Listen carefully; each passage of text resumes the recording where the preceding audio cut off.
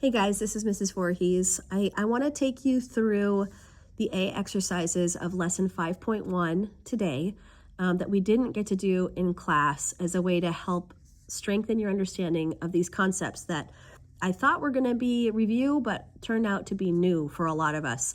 And so let's start, if you would, just write lesson 5.1 A exercises. And we're going to go through these exercises just to help, again, lay some foundations for your understanding about what it means to graph a line.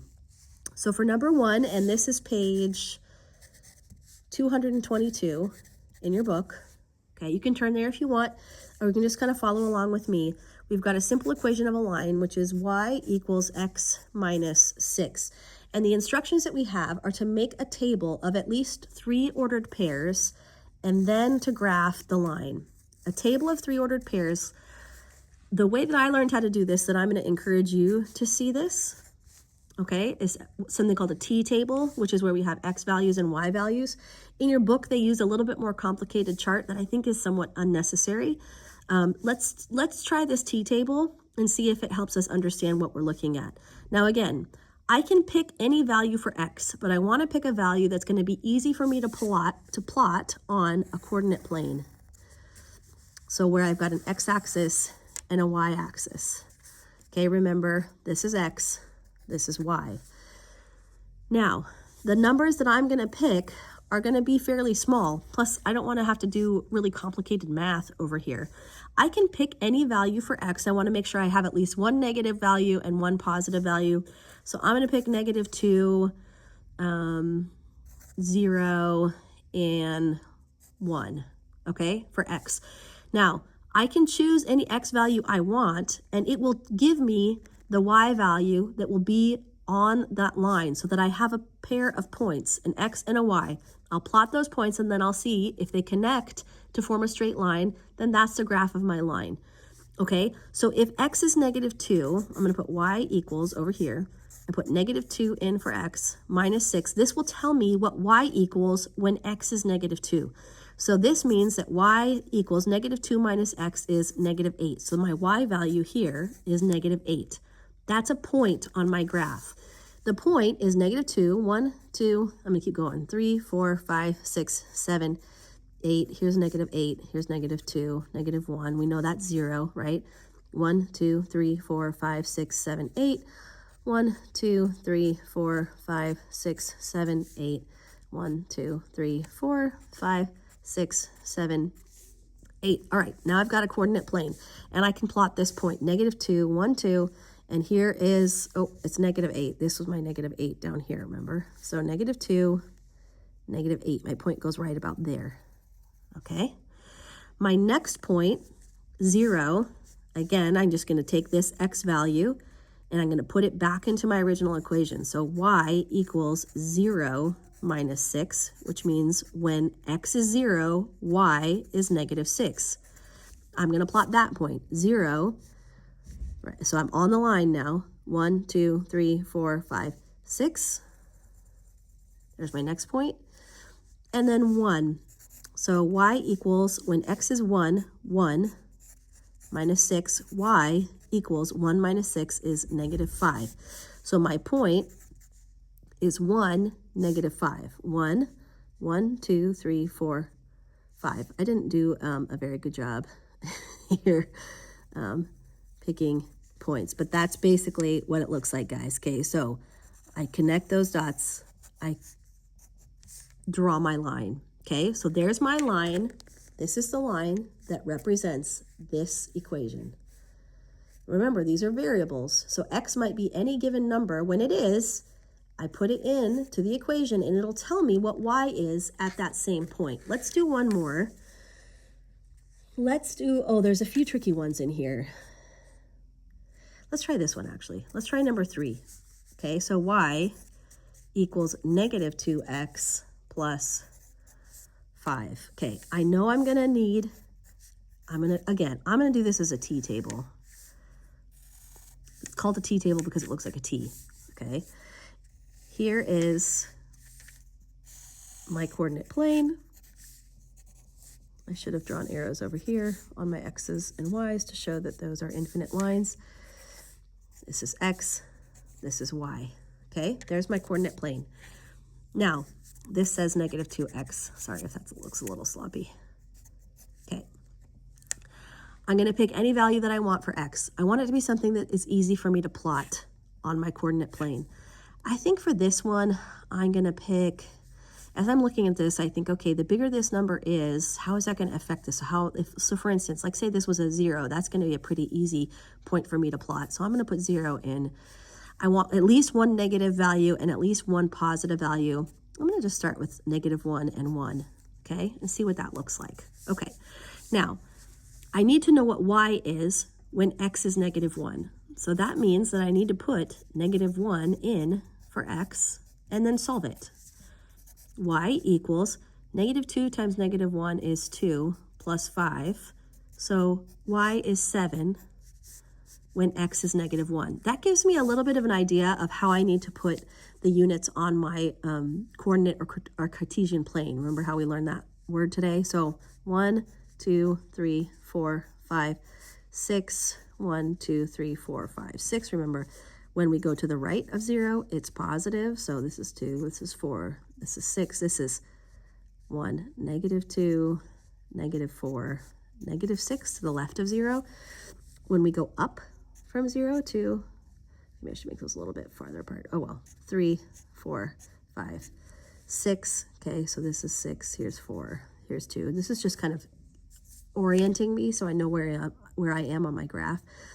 When we go down the number line on our y-axis, we're going into negative territory. So this is -2, -4, excuse me, and -6. All right, I already have one point I could put on this graph, which is -1. That's my x value. So I go -1 to the left 1 and up 7. Oh, for heaven's sake, I should have at least put one more here, huh? Okay, -1, 7. There's my first point. All right. Now, what is y? I don't know what y is yet when x is 0. So I'm going to go ahead and put that in. Y equals -2 and x is 0 plus 5. So y equals -2 times 0 is 0 plus 5, which is 5. So y is 5 when x is 0. So x is 0. That means I don't move, right? I'm already on x equals 0 right here. So here's my first coordinate. My second is 5. So 0, 5, 0, 1, 2, 3, 4, 5. This is the point. Okay, I've got that point. Now, I need one more point. What is y when x is 1? Well, let's put 1 in for x and find out. Y equals -2 plus 5, which equals 3. So y is 3 when x is 1. So x is 1. I drew this a little too far out, but just go with me. Okay, it's okay if it's not exactly perfect, but 1, and then up 3. 1, 2, 3. Here's my next point. Now, I can see where my line is starting to form. I'm going to draw as best I can a straight line between those points. Make sure you have arrows on each side because that's what tells you it's a line. This is how I graph. This is the graph of this equation of a line. Okay, now it's a line because x is a variable, so it might be any number of things, and when it changes, y changes also. And when they all come together, all the points come together that satisfy the solution to this equation, we're going to end up with a graph that looks like a straight line. Okay, let's do two more that might seem almost like kind of trick questions. Here's number 5.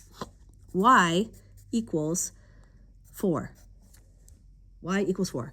Okay, if I'm going to make a t-table here, and see, you might already be seeing this. This is a bit of a trick question.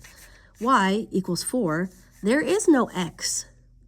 So that means that whenever x is anything at all, y is 4. Look at what that looks like on your graph. Okay, let's see if we put it on our coordinate plane,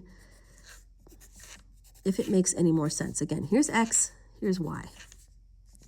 Let me see if I can do a little bit better job of making these even divisions-ish. Okay, 1, -1, -2, -3, -4, -5. 1, 2, 3, 4, 6. This would be -1, -2, -3, -4, -5. That's probably enough. Okay, What this means, you guys, is that y is always equal to 4. Y is always equal to 4. Here's your y-axis.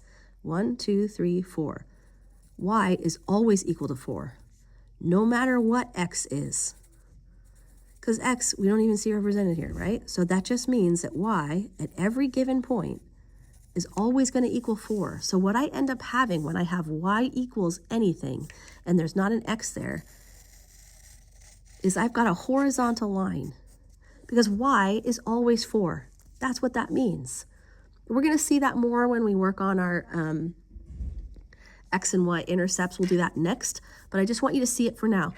Y equals 4 means y is always 4. Always. Okay? X might be anything at all, but y is always 4. Now, check out what happens when I've got something that looks like x equals. I bet you're already guessing how this works. This means that x is always -1. I don't really, honestly, even need a t-table for this. Here's my x, here's my y. 1, 2, 3, 4. 1, 2, 3, 4. 1, 2, 3, 4. 1, 2, 3, 4. Okay, here's my origin, 0, 0. Again, these are positive. This direction is negative. Up from 0 is positive, and down from 0 is negative. Okay. X is always -1. Here's -1. So x is -1 when y is 0. X is -1 when y is anything at all. So because x, kind of janky, sorry. X is always -1. My x value is always -1. When I have an equation that's written as x equals anything, and there's not another variable there, just a number, it's going to look like a horizontal line, okay?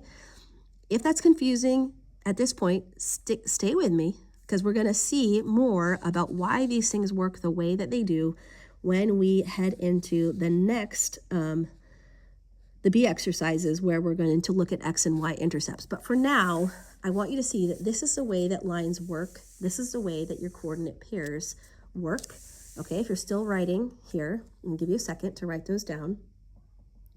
And I want to take you into the next concept, which we talked about in class today, which is taking an equation of a line that looks like or is written in the form y equals something and converting it to what we call standard form. Okay, so here's your next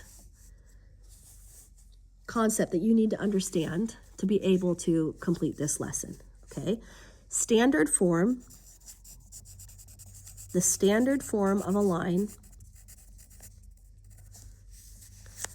takes this format: ax plus by equals c. You're going to notice in standard form that there are no fractions, okay? We don't want any fractions here, and we want our a, whatever the coefficient is before your x, we want it to be positive. It's okay if the sign here, you're just adding your b term here, okay? That's what we're going to call this. This could be positive or it could be negative, but we don't want to start the equation with a negative, and we don't want to have any fractions in the final form of this line. Okay, so it's common, the way that your book puts it is that it's common for your a term to be non-negative, which means positive. For goodness sake, why they didn't just say that, I don't know. But they want it to start with a positive number and to have no fractions or decimals, either one. If you're doing this on your calculator, you might get a decimal answer sometimes. You need to make sure that we transform any decimals into a non-decimal form and any fractions into a non-fractional form. I'll show you how that works in some more of these A exercises, okay? So let's start with number 9. Number 9, y equals -x plus 9.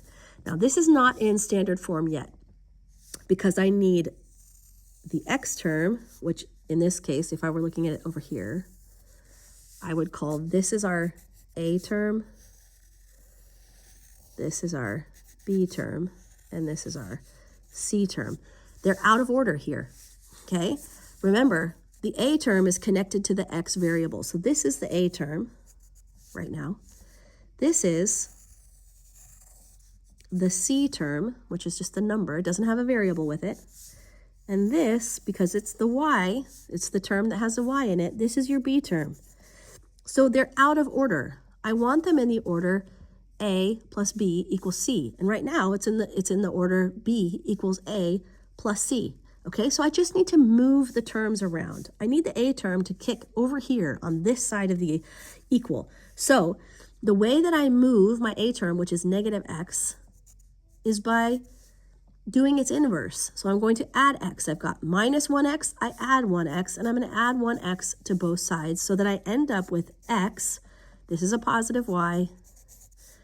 I've moved it off of this side. Here's my equals, 9.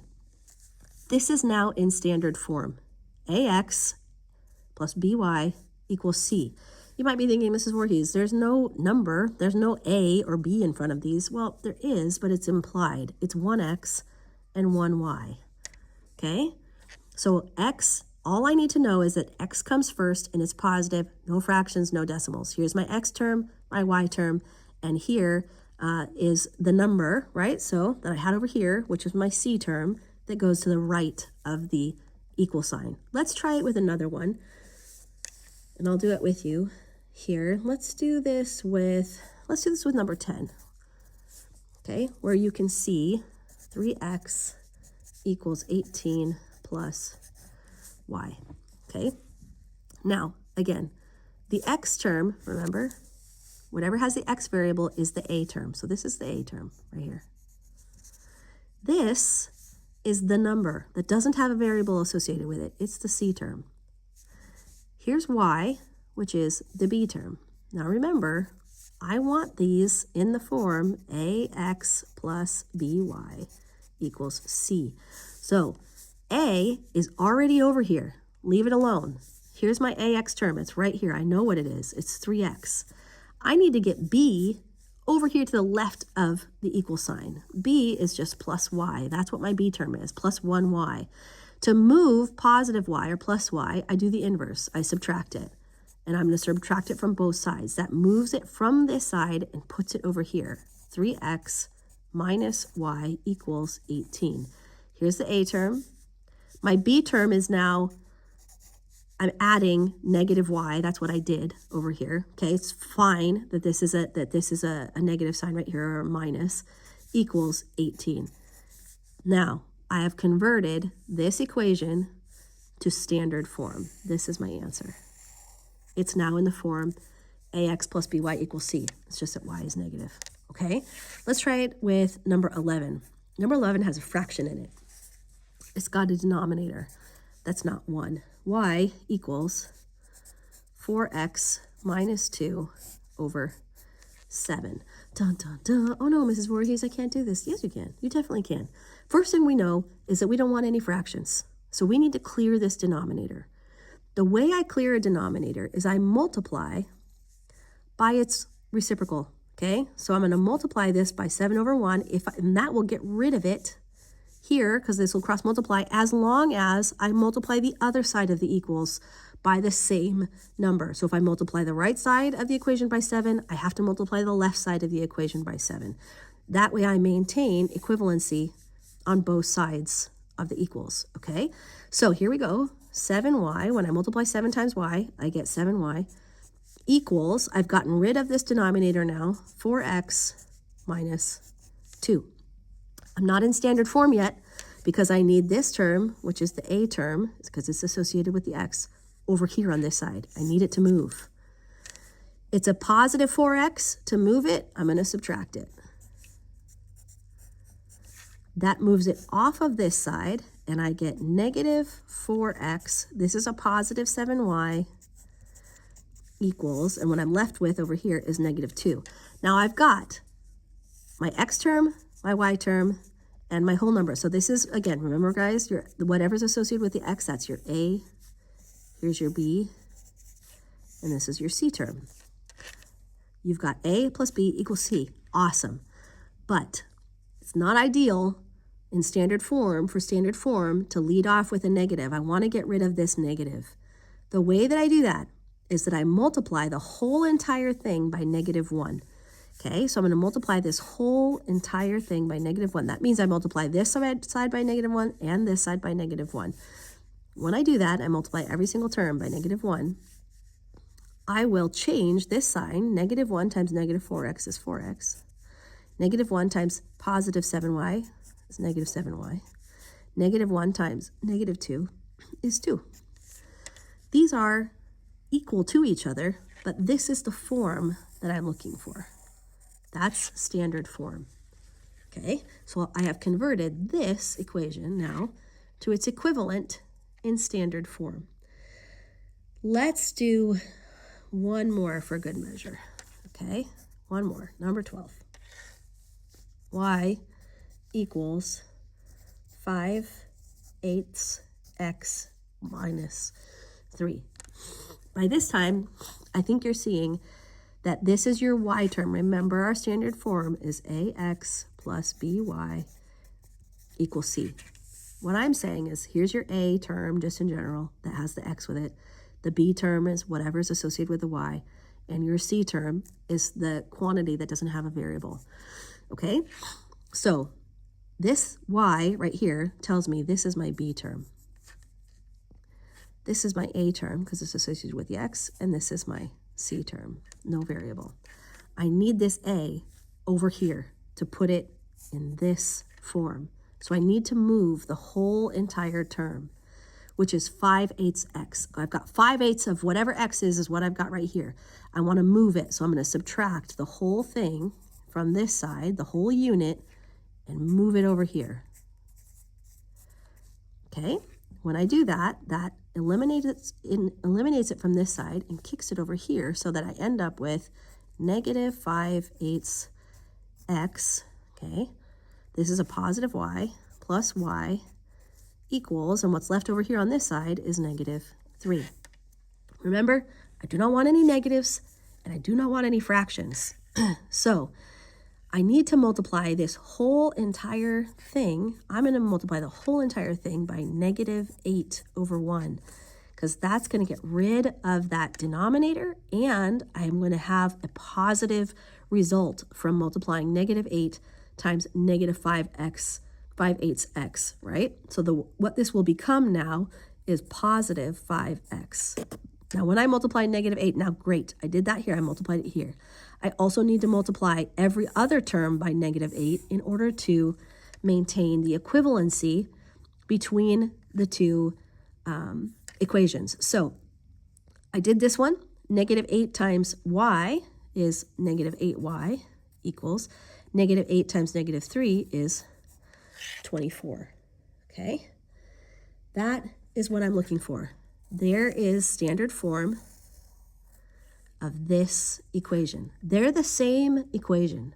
I know it's hard to understand, but they are. They're just in different forms. But they equal each other. If I were to plot these lines by putting an x and a y value in, they would look the same.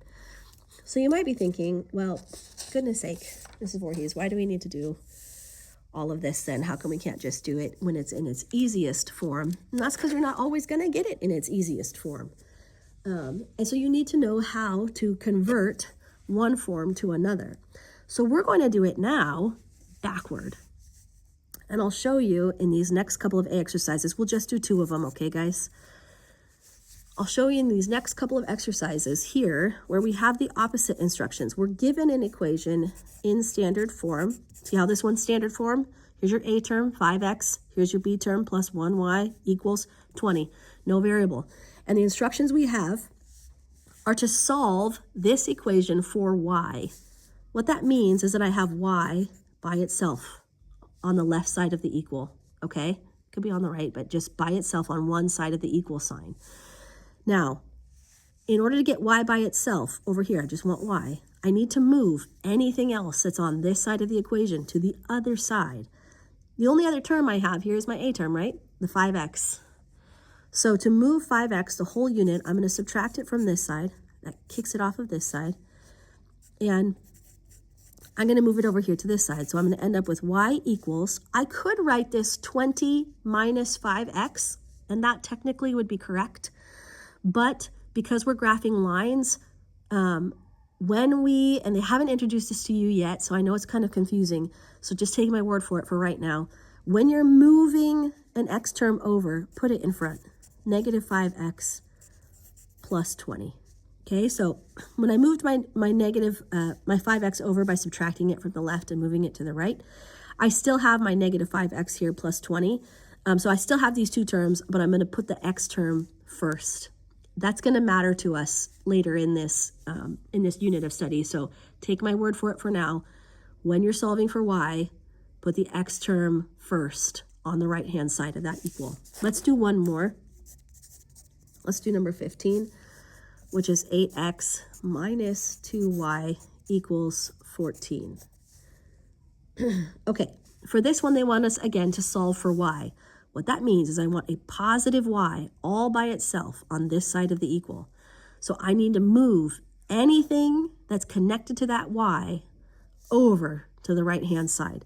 First thing I'm going to do is I'm going to move any terms, big terms, which right now I've got this term that's a positive 8x. I'm going to subtract it from this side and subtract it from this side. That gets rid of it over here, and I'm left with negative 2y equals, remember, I'm going to put that x term first, a negative 8x, and this is a positive 14. Okay, I'm not quite there yet. Remember, I want positive y on this side. Y currently is multiplied by negative 2, so I want to do the inverse. To undo that multiplication, I will divide by negative 2. If I divide this side by negative 2, which will give me 1y, which is what I want, I also have to divide every other term by negative 2 in order to maintain equivalency. Okay, so here I've got my y. Negative 8x divided by 2 is going to give me a positive 4x. 14 divided by negative 2 is going to give me a negative 7. So I have now just taken what was in standard form and put it in what's called slope-intercept form. You haven't learned that yet, but that's okay. Right now what they're saying is put it in the form y equals, and that's what we've done. Way to go. All right, those are the initial concepts you need to understand in order for us to be able to launch into the B exercises. I'm going to step you through that while I do your homework with you, okay? So stay with me, and we're going to talk about how to find something called an x-intercept and a y-intercept, and then how to decide what approach we want to take to graphing lines now that you've learned all of these concepts, okay? So start the next video, and I'm going to do all of your homework problems with you. Follow along with me, and you should be able to turn in homework that doesn't need to be corrected. Yay! All right, see you in the next video.